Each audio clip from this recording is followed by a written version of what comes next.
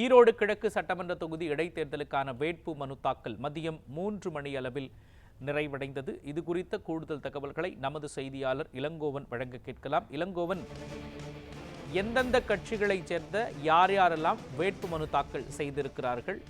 முழுமையான விவரங்களை நீங்க பதிவு பண்ணலாம்.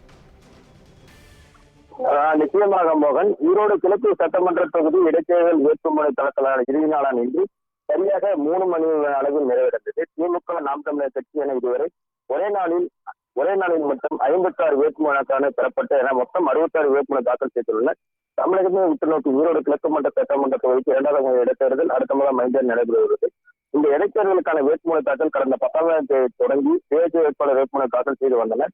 தமிழகத்தில் பொங்கல் பண்டிகை விடுவதன் காரணமாக 10ஆம் தேதியும் 13 இன்று 14 3 நாட்கள் மட்டுமே அவகாசம் அளிக்கப்பட்டது. இதனைத் தொடர்ந்து 18ஆம் தேதி நாளை வேட்புமனு தாக்கல் பரிசீலனையும் வேட்பாளர் விலகல் 20ஆம் தேதி நடைபெற உள்ளது. இதனைத் தொடர்ந்து பிப்ரவரி 5ஆம் தேதி வாக்குப்பதிவும் 8ஆம் தேதி வாக்கு எண்ணிக்கையும் நடைபெறுகிறது.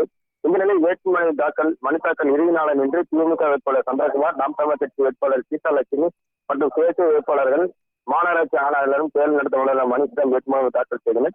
ஈரோடு மாநகராட்சியில் தேர்தல் அலுவலரிடம் தாக்கல் செய்ய காலை 11 மணி முதல் மாலை 3 மணி அவகாசம் அளிக்கப்பட்டு சரியாக 3 மணியிடம் மனு தாக்கல் நிறைவடைந்தது. இன்று ஒரே நாளில் மட்டும் திமுக, நாம் தமிழர் கட்சியினர் மற்றும் சுயேட்சை ஒரே நாளில் 56 பேர் வேட்புமனு தாக்கல் செய்துள்ளனர்.